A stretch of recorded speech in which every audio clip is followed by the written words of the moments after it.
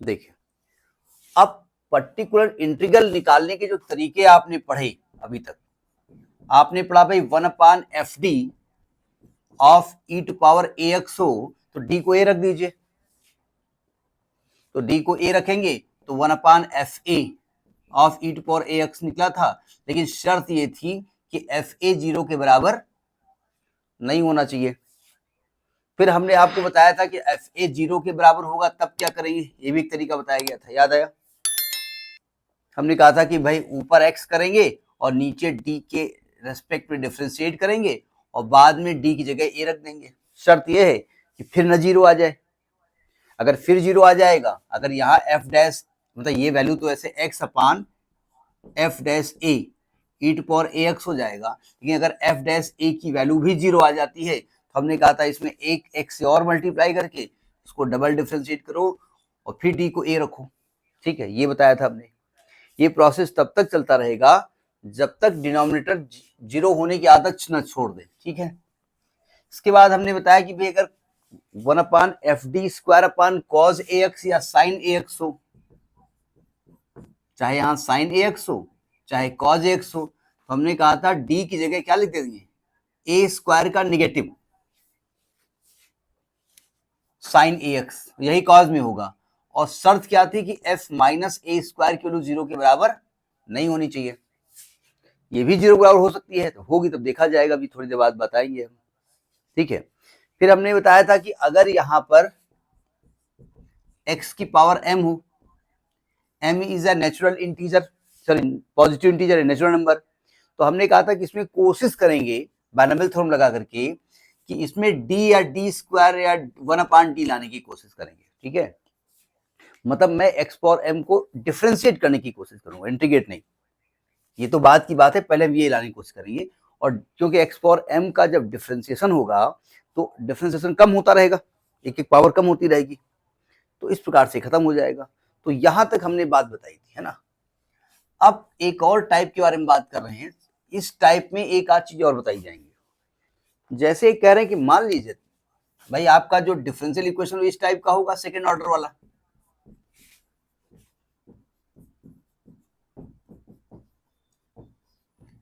ये होगा, है ना।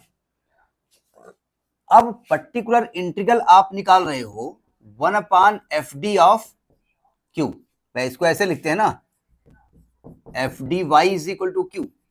अगर क्यू जो है ना, इसके पहले आपने एक्स पावर एम पढ़ा था, e to power a x पढ़ा था, अगर ये e to power a x into v हो जाए, v is the function of x, तब क्या करेंगे, नहीं समझे। वी जो है कांस्टेंट नहीं है, कांस्टेंट भी हो सकता है, लेकिन एक्स का फंक्शन, तब क्या करेंगे। यानी कि आपको जो पर्टिकुलर इंटीग्रल निकाले, नोट करते रहिएगा, तो ये क्या आएगा 1/fd of e to power a x into v है। वी जो है ना वो एक्स का फंक्शन है, वन भी हो सकता है वो, ठीक है, क्योंकि वन का भी इंटीग्रल होता है ना। अब देखो क्या करते हैं, सावधान। ई टू पावर ए एक्स का रूल मालूम है ना, और v अगर x का फंक्शन है तो ये साइन भी हो सकता है, कॉस भी हो सकता है, x पावर 2 भी हो सकता है, ये भी मालूम है आपको अलग अलग। अब दोनों इंटू में आ गए, ठीक है, तो हम करेंगे क्या, सावधान देखो ध्यान से। मैं एक काम करता हूं, ई टू पावर ए एक्स से हम कहेंगे भैया आप बाहर आ जाओ और केवल v का वैल्यू निकालने दो, समझे। ई टू पावर ए एक्स से कहेंगे कि आप बाहर चले जाओ, आप पर्टिकुलर इंटीग्रल में डिस्टर्ब कर रहे हो, तो ऐसे ही बाहर कर देंगे कि आप पागल है, हम भी तो एक्स के फंक्शन हैं। तो हम क्या करेंगे, डी की जगह डी प्लस ए लिख देंगे। यानी एक काम करते हैं, ये जो ई टू पावर ए एक्स है ना, डी की जगह डी प्लस ए लिख देंगे और ई टू पावर एक्स को बाहर कर देंगे और केवल v का हम पर्टिकुलर इंटीग्रल में यूज करेंगे और इस प्रकार से वैल्यू निकालेंगे। बात समझ में आई नहीं आई। अब जरा देखिए, ये नोट कर लिया। अब जरा देखिए, एक रूल हमने पीछे बताया था e to power a x वाला, उसमें एक इसका यूज मैं कर देता हूं। एक हम यहां यूज क्यों कर रहे हैं, फॉर्मूला नहीं, मतलब कोई क्वेश्चन नहीं बता रहे हैं। हमने बताया था कि जब 1/fd of e to power a x अकेले हो, तो हमने कहा था डी की जगह हम क्या कर देंगे, ए रख देंगे, है ना। और e टू पावर x, यही आंसर आएगा। शर्त क्या थी कि fa की वैल्यू 0 के बराबर नहीं होनी चाहिए। अब अगर fa की वैल्यू 0 के बराबर आ गई तब क्या करेंगे? अगर fa बराबर मतलब a रखने पर 0 आ गया, तब जरा देखो क्या करते हैं हम, f d of e to power a x into 1 कर देंगे, चलेगा?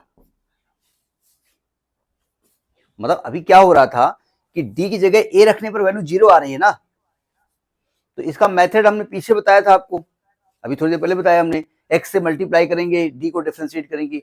एक रूल ये है कि मैं e to power ax into 1 कर देता हूं। अब देखो ध्यान से, e टू पावर ax से हम कहेंगे भैया आप बाहर चले जाओ, और d की जगह क्या रख देंगे, d प्लस a रख देंगे और इंटू 1 कर देंगे, चलेगा? अब इसका हम वैल्यू निकालेंगे। समझ में बात नहीं आई? मतलब एक छोटा सा क्वेश्चन ले लेता हूं। अच्छा, मैं छोटा सा क्वेश्चन ले लेता हूं, बहुत छोटा सा। जैसे 1/d² minus 2d plus 1 into e to power x है, ये पर्टिकुलर इंटीग्रल निकाल रहे हैं। तो अब आप ध्यान से देखो, आप यहां ax की मतलब a1 है ना आपका, अगर आप d की जगह 1 रखेंगे तो 0 नहीं आ जाएगा। तो पिछला रूल क्या करता है, कहता है x लिख दो और इसको d के रेस्पेक्ट में डिफरेंशिएट करो, आएगा 2d माइनस 2 और into e to power x कर दो, यही तो था। फिर आप a रख दो यहां पर, तो फिर 0 आ जाएगा। तो फिर क्या करेंगे, एक x से और मल्टीप्लाई कर दो, इसको डिफरेंशिएट कर दो into e to power x, यानी x square by 2 into e to power x आएगा। तो अब ये रूल हम नहीं लगाना चाहते, नहीं लगाने को तो क्या दिक्कत, लगा दो, क्या दिक्कत। अब देखो हम यहां पर रूल चेंज कर रहे हैं। हमने क्या कहा, हमने कहा देखो भैया ई टू पावर एक्स, आप ई टू पावर 1x लिखा है ना, ax के हिसाब से हम बात कर रहे हैं। मैंने कहा इंटू 1 किए दे रहा हूं, और ई टू पावर एक्स से कह रहा हूं कि भैया आप बाहर चले जाओ, चले गए बाहर।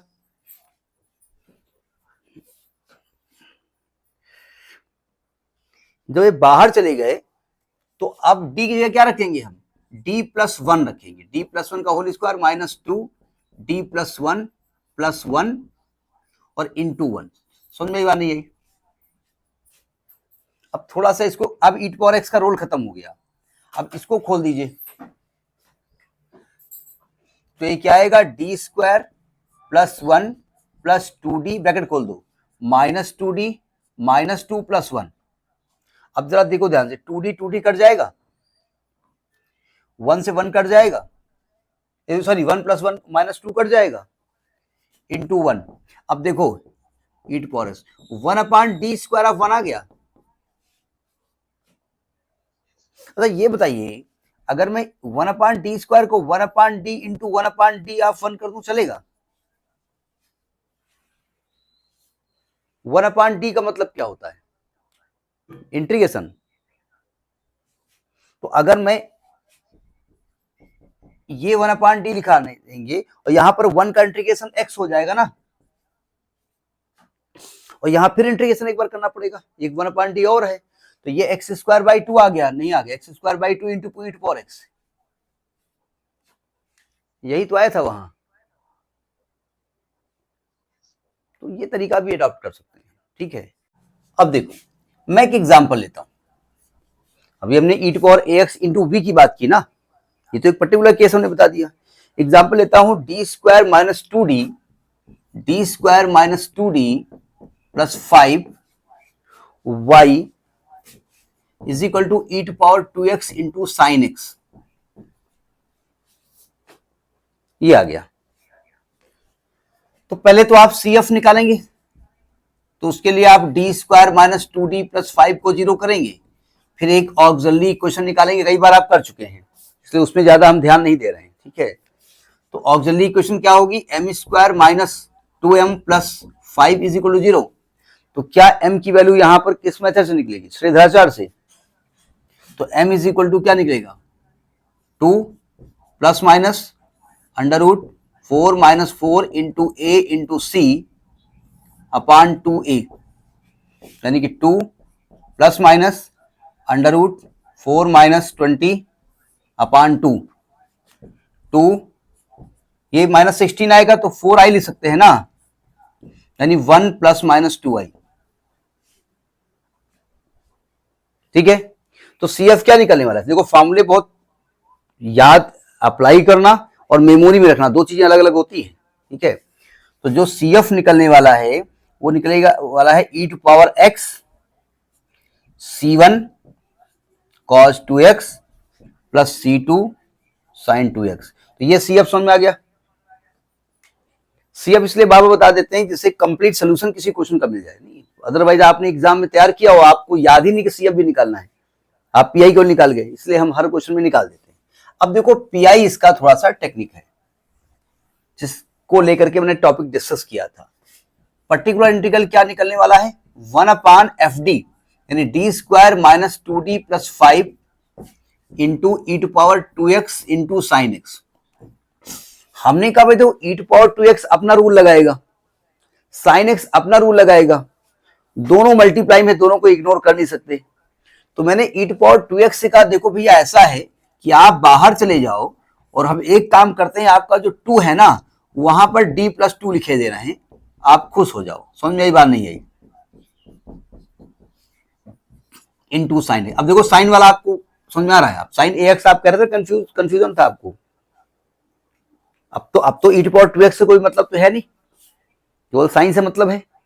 अब देखो ध्यान से, e⁻2x इंटू 1/, खोलो इसको, d² + 4 + 4d - 2d - 4 + 5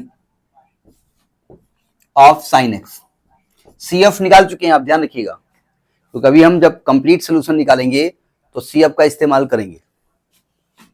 देखो PI = e⁻2x इंटू 1/, ये d² आ गया, प्लस 4d - 2d यानी कि प्लस 2d और plus 5 of sin x। sin ax है ना, ये ax जगह क्या लिखा है? 1, तो आप d² जगह -1 लिखेंगे ना भाई। ax के हिसाब से a यहां पर 1 है तो d² जगह हम a² का निगेटिव लिखते हैं ना, यानी -1 लिखेंगे। तो यानी कि e⁻2x इंटू 1/, यहां -1 + 2d + 5 इंटू sin x, क्योंकि मैं d की जगह कुछ नहीं रख सकता ना। तो अब आप कहेंगे भाई d² को -1 लिखा तो d की वैल्यू कॉम्प्लेक्स में आ जाएगी ना, √-1, इसलिए यहां d का मान नहीं रख सकते। अब देखो ध्यान से, e⁻2x इंटू 1/, ये आपका 2d + 4 इंटू sin x आ गया। एक काम कर सकते हैं चाहे तो, और ना चाहे तो कोई दिक्कत नहीं है, हम 2 कॉमन यहां ले सकते हैं, ना भी लें तो कोई वो ऐसा हार्ड एंड फास्ट रूल नहीं कि आपको 2 कॉमन लेना ही पड़ेगा। ठीक है, तो ये पर्टिकुलर इंटीग्रल जो निकलेगा वो e⁻2x में हमने 2 कॉमन ले लिया, यहां पर आपका d + 2 आएगा इंटू sin x। आपका रूल ये कहता है कि डिनोमिनेटर में d² चाहिए, यही कह रहा है ना आपका रूल, तो d² लाने की कोशिश करो। तो सिंपल सी बात है, इसके कॉन्जुगेट से मल्टीप्लाई ऊपर नीचे करना पड़ेगा। तो e⁻2x/2 into d - 2/, d² - 4 of sin x। अब देखो ध्यान से, डिनोमिनेटर में फिर d² जगह क्या लिखेंगे? -1, तो यानी कि ये -1 लिखेंगे तो आएगा e⁻2x/2 d - 2/, -5 हो जाएगा। अब ये 5 बाहर ले आओ, e⁻2x/-10, ये d - 2 ऑफ sin x आएगा। समझ में आ रही बात? बहुत स्पीड से तो नहीं बोल रहे हैं हम, क्योंकि स्पीड से अगर नहीं बोलेंगे तो बहुत टाइम लगेगा ना किसी चीज को बताने के लिए, क्योंकि बेसिक आप पढ़ चुके हैं यहां पर। PI = देखो ध्यान से, ये आपका माइनस का e⁻2x/10 लिखा हुआ है, जब ब्रैकेट खोलोगे तो आएगा d of sin x - 2 of sin x। d of sin x बोले तो d ऑफ sin x का मतलब क्या होता है? Differentiation of sin x। तो डिफरेंशिएशन करेंगे तो आएगा cos x - 2 sin x। ये पर्टिकुलर इंटीग्रल निकला। समझ में आई बात नहीं आई? अब आप जब इसका जनरल सोल्यूशन निकालेंगे या कंप्लीट सोल्यूशन निकालेंगे तो y is equal to C F plus P I. C F निकाल चुके हैं शुरुआत में आप, पी आई भी निकाल चुके हैं आप, दोनों को उठा के ऐड कर दीजिए, यही आपका जनरल सोल्यूशन आएगा। अब अगर क्वेश्चन में कोई कंडीशन दी हुई है, उस कंडीशन को रखने के बाद में जो C1 C2 की वैल्यू अगर निकल सकती है तो वो फिर आपका पर्टिकुलर सोल्यूशन हो जाएगा। ठीक है, तो ये एक मेथड होता है अगर ईट पावर ax इंटू वी का फॉर्म हो। ठीक, नोट करिए।